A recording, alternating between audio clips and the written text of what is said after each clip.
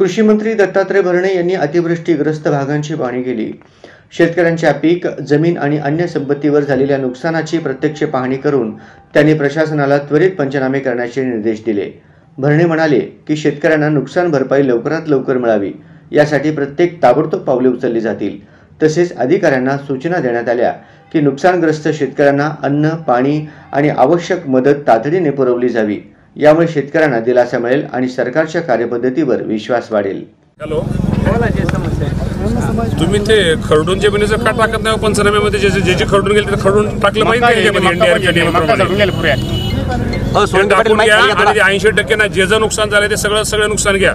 मी तुम्हाला सांगतो, मंत्री म्हणून सांगतो, तुमच्या ह्या तालुक्यात आपण आलोय तुमच्या बदनापूरला, इथं शेतकऱ्यांचा 1 गुंठ्याचा पंचनामा राहिला तर जबाबदार तुम्ही राचाल।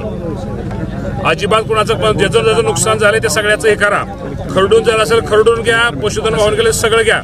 कुठलाही माझा इथला शेतकरी वंचित राहणार नाही। शेतकरी खूप आज अडचणीत आहे, त्यामुळे अजिबात कारण कोणी हे करू नका, सगळी काळजी घ्या अजिबात। आणि स्वतः जाऊन तिथं बांधावरती जाऊन आपल्या स्टाफला, कृषी विभाग तुमच्या जोडीला घ्या, सगळ्यांना स्टाफला तिथं जाऊन हे करा। नाही फिरून लोकांना मदत झाली पाहिजे। फिरून नसतं उपयोग नाही। फील्डवर 80% विहिरी ज्याचं विहीर गेले सगळं घ्या। पंचनाम्यामध्ये जे काय नुकसान झाले ते सगळं नुकसान घ्या।